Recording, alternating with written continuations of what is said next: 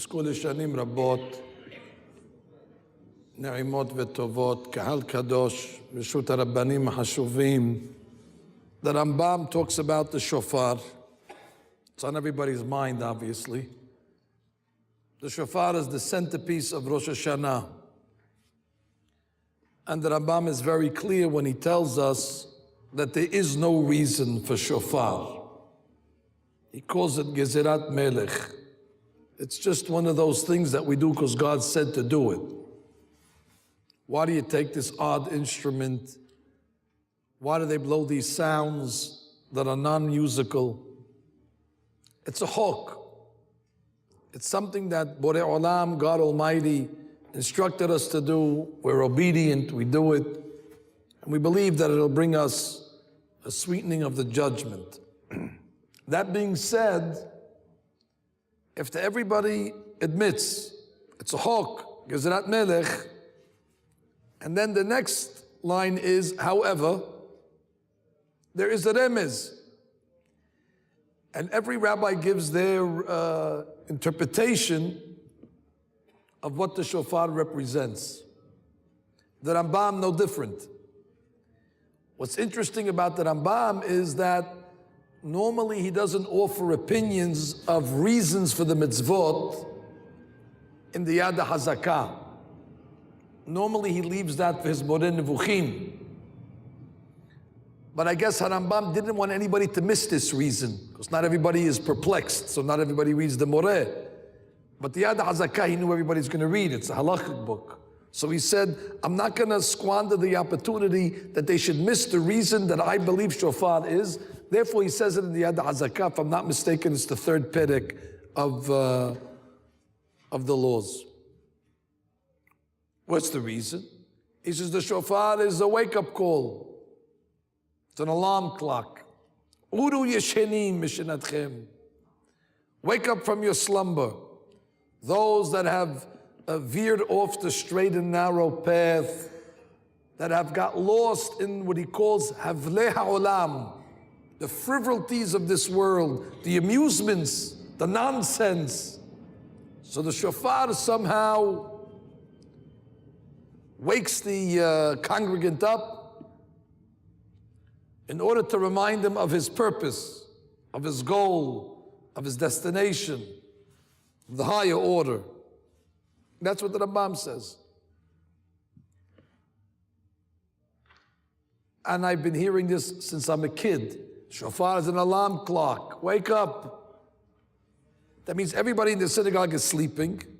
They're not physically sleeping, but somehow they're in a spiritual slumber. And somehow when the shofar is blown, it's supposed to take you out of it. But I don't understand how. Why doesn't an ambulance siren do that? Why doesn't an alarm clock do that as well in the morning? Which is what's the magic of this shofar that it wakes you up from that slumber? It's another sound, it's another noise, it's another horn. There has to be something deeper. Anyway, that's one of my main questions, how to understand this Rambam. What's the remez that the Rambam is telling me the shofar wakes us up and takes us away from our distractions, hablei ha'olam, the frivolities of this world, and brings us back into focus? How does it do that? There's something else. On Rosh Hashanah, starting then for the next 10 days, we're going to add 4 different lines into the Amidah. It's integral that we say all these lines. Zochrenu lechayim, and then we have Michamocha v'rahaman, Zocher Yisura b'rachamim lechayim, Muchtov lechayim, Usefer hayim. Common denominator between all these is the word hayim. I got to thinking, we're asking for this and we're begging for this item called hayim. What is hayim? If you'd asked me last week, before I prepared this derash, I knew it. Hayim is life, physical life. existence. Hayim means you have a pulse, you have a heartbeat, you have brain activity, you have bodily function. And I don't have a problem with that. We have to pray for life. We don't have a guarantee on it.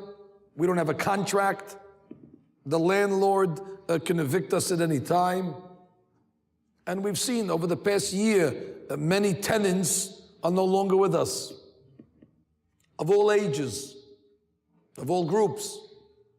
So that reminds us that you have to pray for a renewal every single Rosh Hashanah. I don't have a problem with that. I'm praying for physical life. That's what I always understood Hayim is. Now, I don't think I'm going to change that opinion tonight, because that's the fact. Hayim is life. My problem is when I start opening up different pieces of the Talmud, and I get into a problem. For example, one passage in the Talmud will say that the wicked, the Rishayim, b'hayehem, even in their life, nikra'im metim. The wicked, while they're living, are called dead. Now I have a problem. My definition doesn't fit with that Gemara. How could you be alive and dead at the same time? I'm not a doctor, I'm not a professor, I'm not a scientist. But it's either you're alive or you're dead. I don't work for the Hamra Kadisha either. But you're either alive or you're dead. But the Gemara says, no, not necessarily. Of course, the Gemara always has a different way of looking at things. In the Gemara's viewpoint, you can be alive and dead at the same time. And a Rasha, while he has bodily function, and he has a pulse, and he's clinically alive, but the Gemara says for all practical purposes, he's dead.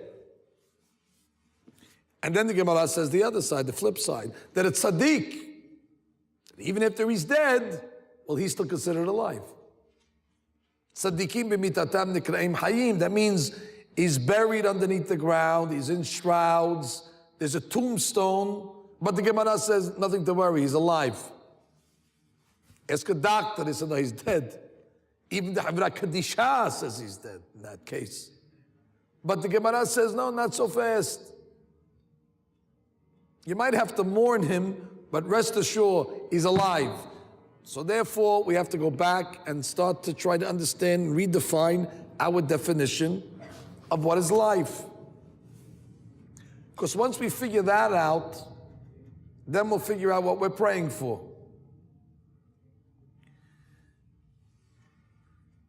What is life? Well, the Gemara in Betzah says that the rabbis once made a comment about the Babylonians. Hani babla'eh tipsha'eh.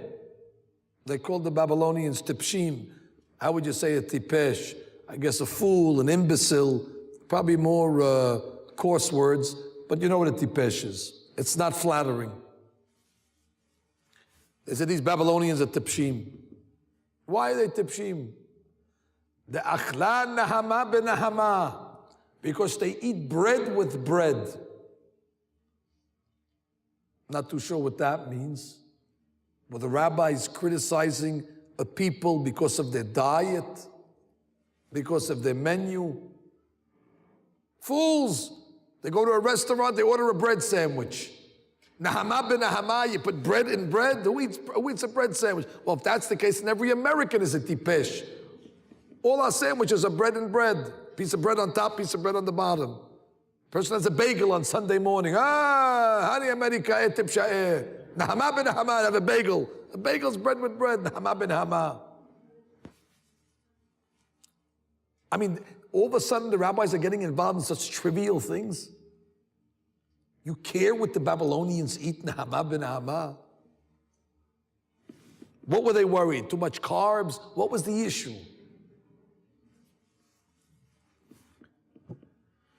I once saw an interpretation, although it's a famous interpretation. Every rabbi talks about this Gemara and says their interpretation, but the most sound and the most famous probably that's said by all the Hachamim of note, they say it like this. Nahama ben Nahama is a hashkafa. It's a philosophy. It's not a diet. Rabbis couldn't care less what their diet was. But they are concerned that if they have a hashkafa of life that is borderline tipshut. What's the hashkafa of Nehama ben Hama? So you ask a person, why are you eating bread? He says, why am I eating bread? So I can have energy. What do you need energy for? So I can go to work. Why do you go to work? So I can have money to buy bread. And then it becomes what we call a vicious cycle. Nahama bin Nahama means they eat to work and they work to eat. That's their whole life. They're caught into this sort of whirlpool where they just keep on spinning on a certain treadmill. They can't get off of it. And if that's the case, then many people fall into that hashkafa of Nahama bin Nahama. Person eats, gets energy, that energy, he uses it in order to go to work. He works in order to get money, so he has more money to eat again, and he does this for 80 years, until he can't do it anymore. If that's the case, the Gemara says anybody that lives according to that philosophy is a tipesh. So that tells me that there has to be something more than eating and working. I'm not professing tonight that you should stop eating. You have to eat. Nor am I saying that you should quit your day jobs. You have to go to work. But when that becomes the essence, when that becomes the purpose, and there's nothing else in between, so then we have a problem of tipshut. So then what do they want from us? What else do they want? So what I'm going to tell you tonight is really based on something that the Arizal said. I hope I'm not overstepping my bounds, meaning I hope I can explain it. I know what I mean to say in my head, but I don't know if I'm going to be able to express it properly. The Arizal says that there's a misconception when we say that everybody has inside of them a neshama. Well, that's not a misconception, but it's a part truth. Neshama is only one of 5 parts of the Jewish soul. In school, they don't want to confuse us when we're young, so they just tell you it's a neshama. But it's really more than that. He says that the 5 parts are called nefesh, ruach, neshama, haya, yechida. Or the way he refers to it as naranchi. Naranchi, nefesh, ruach, neshama, haya, yechida. And he says, they come into you, these 5 parts, at different stages of life. When you're born, you get nefesh. That's all you have. Nefesh is a very basic, it's a minimum voltage just to keep the person alive. But it's nothing to be proud of. Animals have nefesh also. Nefesh is just entry level. A baby is a little animal. He just eats and sleeps and wastes. And then at 2-3 years old, he starts to talk. Well, then already he starts to receive an upgrade, which is called ruach. Ruach is where speech is developed. But he doesn't get his neshama until he's bar mitzvah. And I guess the girl doesn't get it till she is bat mitzvah. It's an amazing thing. On the day of the bar mitzvah, something happens to the child. That means something spiritually. He's not the same child. That's why the Bishimon Bar Yochai in the Zohar Kadosh says parents should spend, or he didn't say spend, should make as lavish as a party on a bar mitzvah like they would make for a wedding. Because it's an unbelievable day. It's the day that the neshama comes into the child. That's why the boy puts on the tefillin shel rosh. Arizal says that the neshama is right here. It's in the brain, right by the cranium. That's where the neshama rests. So the boy puts on the tefillin as a crown over his neshama. Not too sure what the girl does. Maybe that's the, I don't know, maybe it's the pin on the wig or the clip. Whatever it may be. But the point is So by the bar mitzvah, everybody has naran. Naran is nefesh, ruach, neshama. Not everybody gets the last two. Hayan Yehida, only Sadiqim get. Doesn't mean you can't get it. It's possible to get it, as you'll see. But it's rare. It's high levels to receive these two last upgrades. Haya and Yehida, the Chet and the Yud. If you remember when we were young, you used to see guys wearing a chain and they had a Hay on it. I guess because they didn't expect to get the Haya and Yehida, so they just wore it on the chain. That's as close as they got to Haya Yehida, wearing the Hay. Anyway, the Arizal then goes on to say, and this is the key, the naranchi is part of you. It's not visible, it's odorless, there's no weight on the scale, but it's part of you, it's inside of you. And you need to nourish it. The naranchi needs to be nourished. And if it's not nourished, and if it's not fed, so then there's a part of you that's not alive. And that's what they're talking about. When they say that you have a rasha who can be alive and dead, they mean his physical part is alive, but since he neglected his naranchi, I don't know how you feed it yet, but he didn't feed it whatever it's supposed to eat, so it's malnourished, so as a result, it's dead. Whereas the tzaddik, even though he might not be physically alive, but so long as he sustained his naranchi over the years, that will remain forever. So now I'm learning from this Arizal that there's another part of us. There's two beings. There's the physical being and there's the spiritual being. And the spiritual being is real. And then it's going to be depending that if you're just a Nahama ben Nahama guy or Jew, well, you're not interested in the inside, you're just interested in eating to work and working to eat, so you're not interested in what's going inside of you, so then already you have no life. Life is defined by the naranchi, according to the Arizal. And the more that is, sustained, then the more alive you are. Only problem is, how do you sustain it? So he tells you. There's only one way. There's no supplement for it. There's no vitamin for this. There's no shake that they invented yet for the naranchi. There's only one way to sustain it, nourish it. And that's by doing what we call mitzvot. Interestingly enough, mitzvot have 5 ingredients to them. Each ingredient goes to one of the parts of the neshama. It's important to know the 5 parts of every mitzvah. What I'm telling you now is basic. The Ben Ish Chai talks about it all the time. The 5 parts of a mitzvah. Number 1, probably the most important part of a mitzvah, is the action. I mean, you could philosophize about a mitzvah all you want, but until you do it, you get no credit. The mitzvah needs to be done. And once the mitzvah is done, says the Ben Ish Chai, that influences the nefesh. The nefesh receives its sustenance from actions. Well, I guess you're in a class now. It's an action. If you're awake. I mean, we do mitzvot. The men put on tefillin, ladies light candles, mikveh, we sit in the sukkah soon, we're going to blow shofar. All these are mitzvot of ma'aseh. The nefesh needs that. Without mitzvot ma'asiyot, the nefesh is malnutrition, the nefesh is scurvy, the nefesh becomes anemic.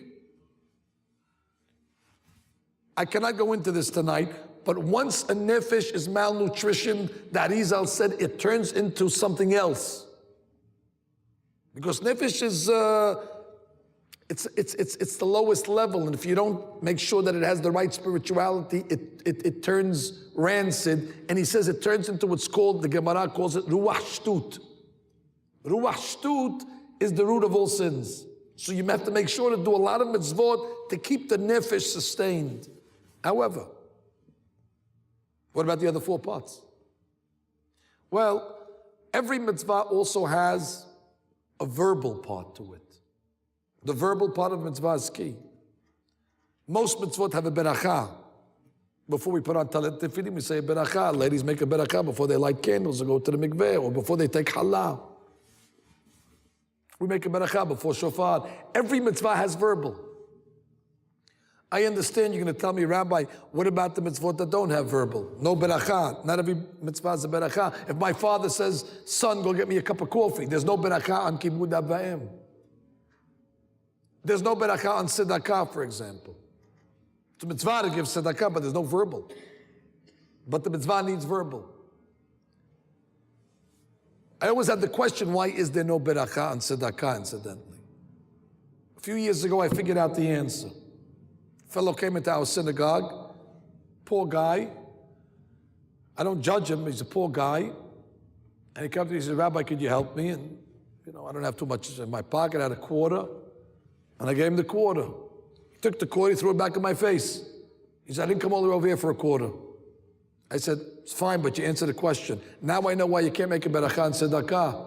Because if I would have made a beracha on mitzvah tzedakah, and now you threw the quarter back in my face, now it's a beracha lebatala. So the rabbis understood that there's going to be, there's no refund. Sometimes they give it back. Anyway, what do you do in that case? So the Ben Ish Chai says, and the Arizal writes it as well, in such a case, when there's no beracha, you should say the pasuk of the mitzvah. On the way to giving your father or mother the coffee, say, that'll feed the ruach. When you pay your worker, you say, biyomo titen secharo. That'll feed the ruach. Now, I understand some of you are saying, Rabbi, I'm not an expert to know the pasuk of every single mitzvah in the Torah. So what am I supposed to do? So the Ben Ish Chai offers another advice. He says, you should say the last pasuk of Tehillim Tzaddi. In the 90th chapter of the Tehillim, the final pasuk over there, it says, Vihi no'am Adonai Eloheinu alenu ma'aseh yadenu konena alenu ma'aseh yadenu koneneu. Vihi no'am. Before you do a mitzvah, say Vihi no'am. And then the ruach is sustained. But you still have three more parts. Well, then you have the neshama. Well, clearly you know what part of the mitzvah neshama is. The Gemara says, mitzvah belo kavana keguf belo neshama. So the kavana is related to the neshama. Kavana means intent. Intent is very simple, by the way. Instead of doing the mitzvot mechanically or robotically or by routine or rote or pedestrian, the way to do the mitzvah is just have a little kavanah. And the rabbis understood that our attention span is limited. So they said in the Amidah, for example, 19 berachot, you don't need kavanah in all 19. You just need kavanah in the first berachah. That's difficult enough. And they said in Shema, you don't need kavanah in all three parashiot, just in the first two lines, Shema and Baruch Shem. That's kavanah, and that feeds the neshama. So again, it's possible you could do a mitzvah, but if you don't have kavanah, the neshama will never get sustained. The neshama goes hungry. The neshama starves. Now where does Haya and Yehidah come in? Well, Haya, that Arizal writes, is the deeper kavanot. Not for tonight, but all of you know that every single mitzvah has deeper kavanah. There's gematriot, there's Rashi Tevot, Sofet Tevot, there's mysticism. Those people that have deeper understanding of a mitzvah, they're able to sustain a fourth level. So we got the action, we have the verbal, we have the kavanah, we have the added kavanah. What's left? Well, we still have one part of our neshama called Yehidah. Well, there's no more parts of the mitzvah left. Actually, the Arizal says there is one more ingredient left, which after the action is the most important part. As a matter of fact, he says it is this ingredient that brought the Arizal to his highest levels. And that, of course, is the attitude. The joy of doing a mitzvah. Attitude during a mitzvah is key. A mitzvot must not be like a heavy luggage that we carry to the airport. Burden, a tax, a yoke. Mitzvot have to be light. Mitzvot have to be exciting. Mitzvot have to be a source of excitement, exuberance, vim, motivation. Mitzvot have to be done happily, simcha. That's the 5 parts. Now, if you do mitzvot b'simcha, you'll build your yechidah, and you'll get that most elusive part of the neshama. Once I heard about this Arizal, I understood now that it's possible to be alive and dead at the same time. And I started to realize that life, according to these understandings, these rabbis, is on the inside, not on the outside. Outside is nahama ben nahama. But we know what it says, man does not live by bread alone. Man must live by mitzvot, because mitzvot are going to feed the inside of him. Anyway, there's another pasuk. The pasuk says, "Ve'atem devekim b'Adonai Elohechem, hayim kolechem hayom." They told us in school, "Ve'atem devekim b'Adonai Elohechem." If you attach yourself to God, you will get life. Well, I definitely want life, but I do not have any idea what that means to attach yourself to God. But the rabbis knew what they were talking about. They said, oh, divikut. How do you make divikut to God? I could hold on to my sunglasses. I could hold on to this phone. I could hold on to this recorder. It's tangible. But how am I supposed to be davik in something that's I can't see? No, divikut. Where divikut? How could I be davik? But they say, well, if you could figure it out, it'll be your benefit because you're going to get life, because divikut in Hashem brings life. Well, I'll tell you. Very simple what the Zohar Hadash writes. Devekut in Hashem means doing mitzvah. When you do a mitzvah, you davek b'Hashem. How does the Zohar know this? The name of God is Yud-Ke Vav-Ke. Yud-Ke Vav-Ke. Mitzvah, well, the last two letters of mitzvah is Vav-Ke. Not bad, 2 out of 4. Would have been nice if there was all 4 letters. But then mitzvah and Yud-Ke Vav-Ke would be the same word. But says the Zohar says, no, mitzvah actually, through magic, we can make the mem and the tzadi a yud and a he. No, you can't. How could you do that? Well, using the system called atbash. I know I'm limited on time. You know, there's different formulas how to make the Hebrew alphabet. One formula is every time you see an aleph, you can exchange it for a taf. And every time you see a taf, you can exchange it for an aleph. At, bash, you take the second and the second to the last. It goes like this. At, bash, gar, dak, hatz, vaf, za. Should I continue? Has, tan, yam. You got the point. Well, according to the system of Atbash, I didn't invent it. The Gemara talks about it as well. Well, in Atbash system, a mem is transferred and exchanged to a yud, and a tzadi is exchanged to a he. So basically, if you atbash the mem and the tzadi, you got a yudke. So basically, mitzvah is yudke vavke. Ve'atem debekim badonai Elohechem. When you attach to the yudke vavke, or AKA mitzvah, then you have life. Where is that life? On the naranchi, life on the inside. And that's what we're asking for. When we're asking God, Hayim, Hayim, Hayim, it's that life, the life that connects us to God, not the superficial life on the outside. Now, granted, you need physical life for this to work. But the physical life is only a means that we can satiate the inner life. So basically, all this time that we're mentioning Hayim in the prayers, we have to change our mind. We have to change our focus. So they tell you, oh, the shofar will do it. That's where the shofar comes in. That's where Harambam comes in and says, oh, take out the magical instrument.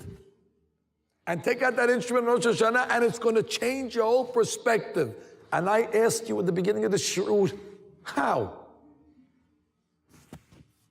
And I'm telling you now, said the Maharal as well. Well, if I had to give a speech on Rosh Hashanah, I'd probably give this speech.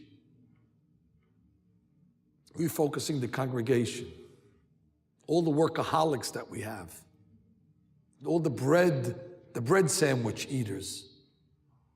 I would try to refocus them. But better than that would be if I could show them something that they could see. A picture is 1,000 words.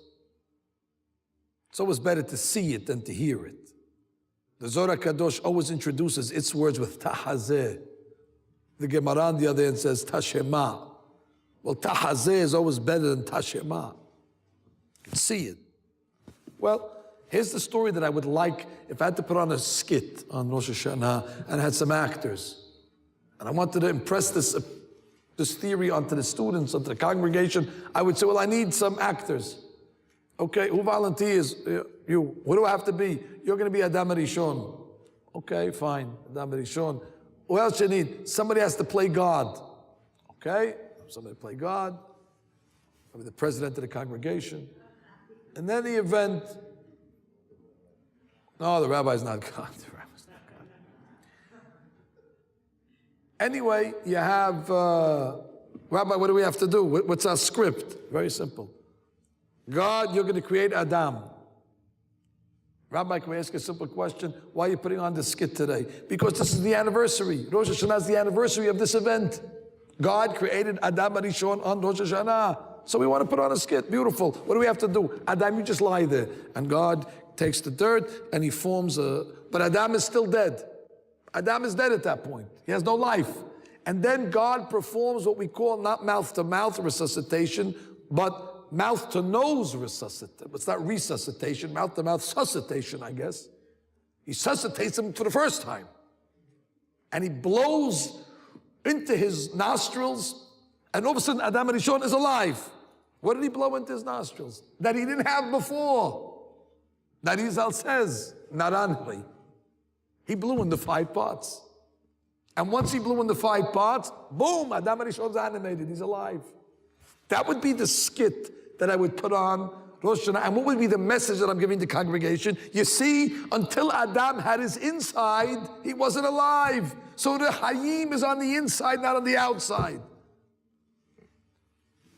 But guess what? The Torah said, leave your actors home, leave your script home, and leave all your drama home, because we're going to do it for you. It's built into the system. We have a Tokeya. The Baal Tokeya, he's going to play God. And he takes the shofar, and all of us in the congregation are going to play Adam.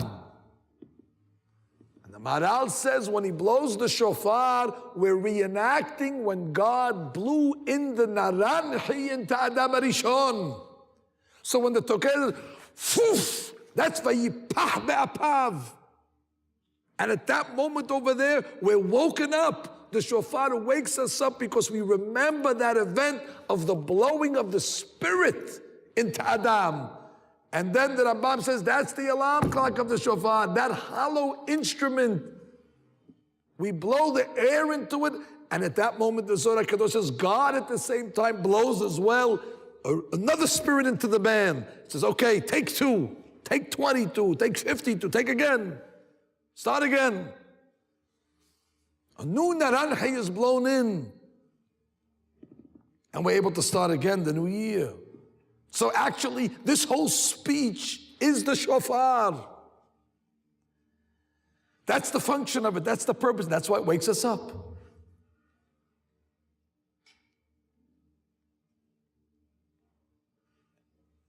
It moves us away from Hablei Ha'olam, from the nonsense of this world. It reminds us of the mitzvot, of a higher order. Last but not least, and then I'll call it a night.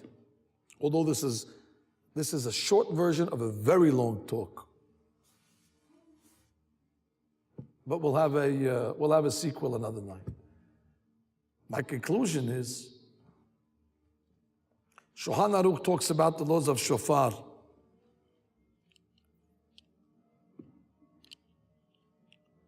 In the laws of shofar, Taf Kuf Pe Vav, it might be Seif Yud Bet. Over there he gives a strange halakha. Nobody will ever ask a rabbi this question, but Shulchan Aruch discusses it himself. What's the law if a person blows a shofar within a shofar? That means he has a shofar, he takes another shofar, he puts it in the shofar, and he's blowing now a shofar in a shofar. Now, We don't have that case. Our Tokeh has a hard enough time blowing one shofar, let alone to do this, this circus trick of blowing a shofar within a shofar. I mean, our Tokeh also has it's not a patent method, because I think everybody figured it out, as well as I did, that he struggles in the beginning to get a sound out. But then he takes the shofar and he turns it over and he starts to bang it. That's his way of saying it's the shofar's fault. The shofar's broken, it's not working, so you have to bang it. Anyway, what is this business? So Maran says, Shulchan Aruch says, well, it depends. When you have a shofar within a shofar, it's kosher if the inner shofar extends outside both sides of the outer shofar. If the inner shofar extends out on both sides, kasher. And I'm asking a simple question. What's the message behind this halakha? A halakha that nobody will ever ask. It has to be a message. Shulchan Aruch is telling you, everybody's made up of two shofars. There's the outer shofar, that's the body. And then you have the inner shofar, that's the naranjai. Everybody's a shofar within a shofar. And then what's the attitude? Well, if you're a nahama, if you're a bread sandwich eater, so then clearly your body extends. It's your body that has the extension. It's your physical that's the primary. But for it to be kasher, for the Jew to be kosher, his inner shofar has to extend out, which means that's where the priority must lie. That's where the focus must be. The inner shofar must extend on both sides, which means that's where his focus, that's where his energies must be spent. And if that's the case, then it's kasher. My blessing to those that are here tonight. The Shema called shofar is not only to hear the shofar, but to understand it. The shofar tells us a story. To understand the story of the shofar, the vayipach be'apav, the blowing of the naranji, and the reminding of us that we're more than just physical. And then Be'ezat Hashem will be fulfilled, the pasuk on all of us without exception. Ve'atem edebekim b'Adonai. Yud Ke Vav Ke means mitzvah. The 5 parts. Then Hayim Kolechem Hayom Amen Ve'amen.